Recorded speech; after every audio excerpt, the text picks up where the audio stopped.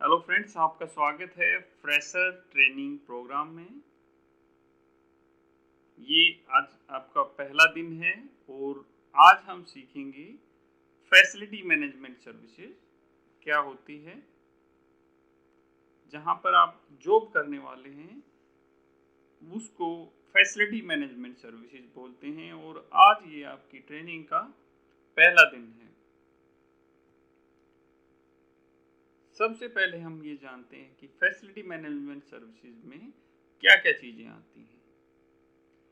Facility management services में दो तरह की चीज़ें आती हैं। एक होता है सॉफ्ट सर्विसेज, एक होता है हार्ड सर्विसेज। जो इंजीनियरिंग सर्विसेज होती हैं वो सारी हार्ड सर्विसेज में आती हैं, जैसे हमारा HVAC, इलेक्ट्रिकल, प्लम्बिंग, जो हमारा प्लानिंग और डिजाइनिंग है, प्रिवेंटिव मेंटेनेंस, जो मेंटेनेंस रहते हैं, ये सारी चीज़ें हमारी हार्ड सर्विस में आती हैं।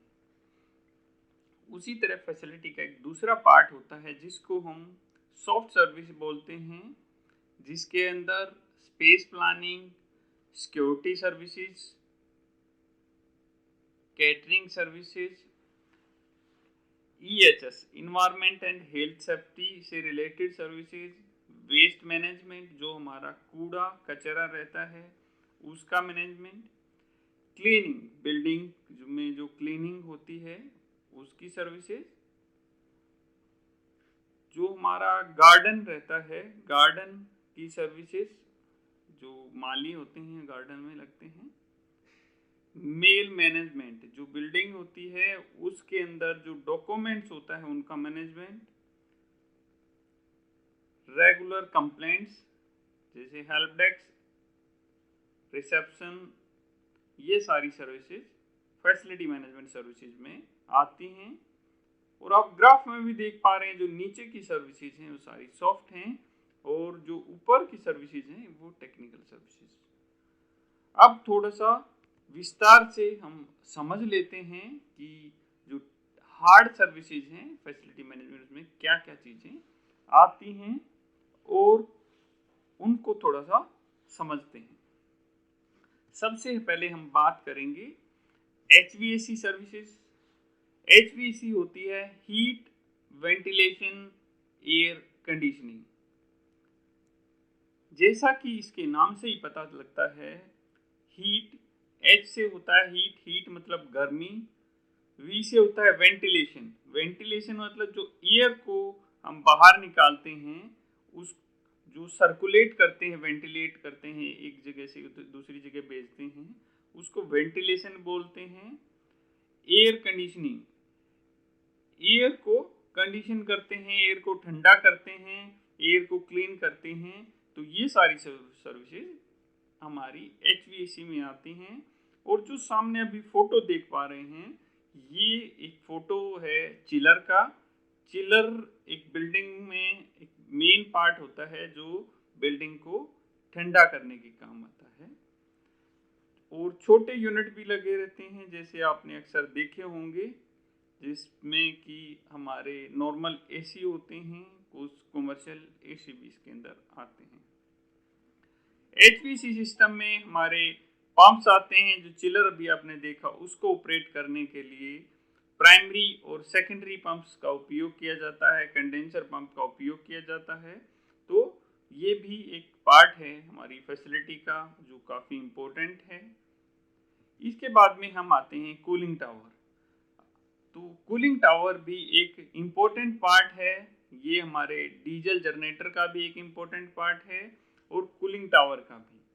अगर ये हमारे डीजल जनरेटर और HVAC में जो चिलर है, इन दोनों को जो वाटर कूल्ड होती हैं, जो वाटर से ठंडी होती हैं, आधी चीज़ें ऐसी होती हैं जिसके नाम से ही हमें समझ में आ जाता है वाटर कूल्ड मतलब पानी से ठंडा होने वाली। तो इसमें आप देखेंगे कूलिंग टावर है, ये पैनल है जो आप सामने देखेंगे, पंप्स वगैरह को ऑपरेट करने वाले पैनल हैं। AHU एयर हैंडलिंग यूनिट को ऑपरेट करने वाले पैनल्स हैं। तो ये पैनल होते हैं जिनके बारे में आपको जानकारी मिलेगी। ये है एयर हैंडलिंग यूनिट, AHU इसको बोलते हैं। ये हवा को पूरी बिल्डिंग के अंदर भेजता है।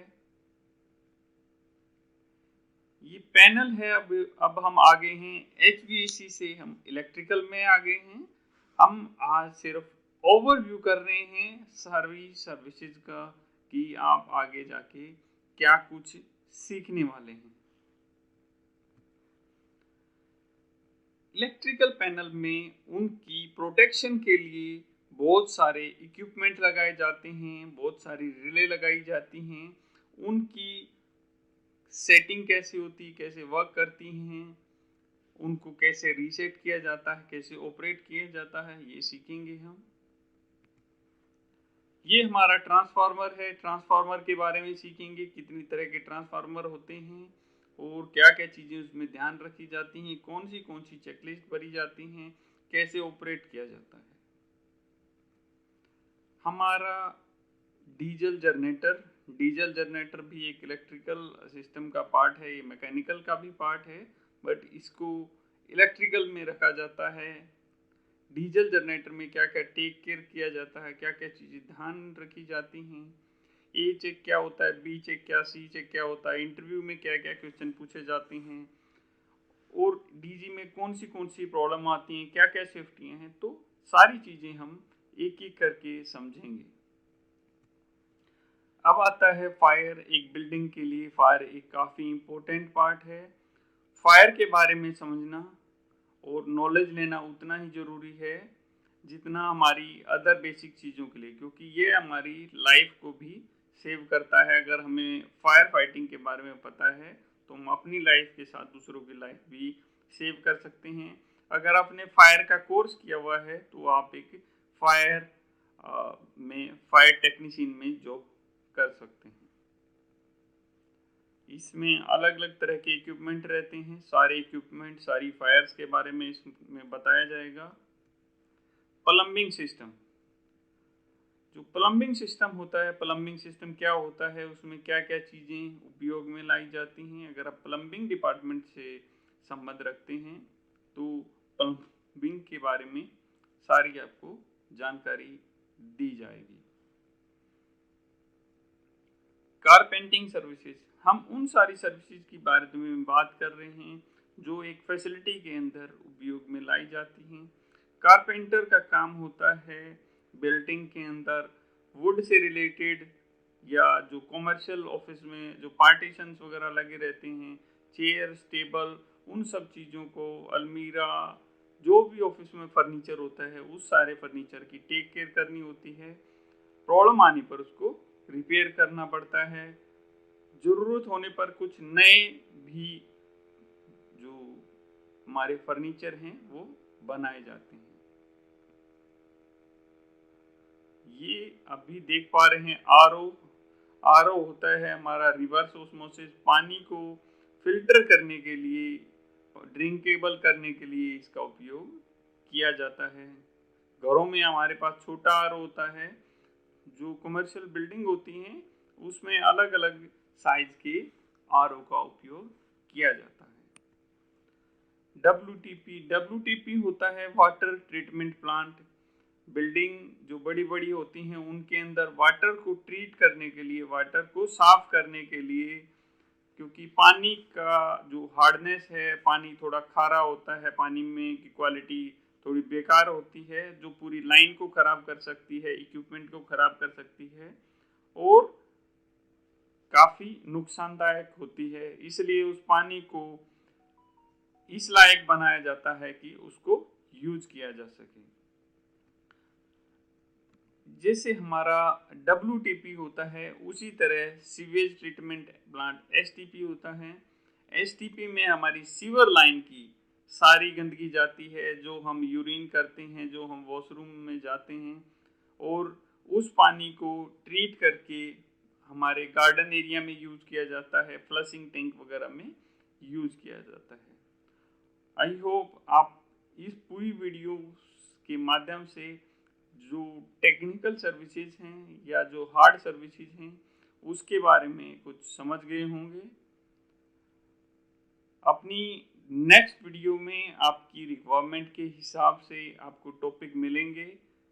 जो आप ट्रेड चूज करना चाहते हैं उसी के हिसाब से आपको टॉपिक मिलेंगे।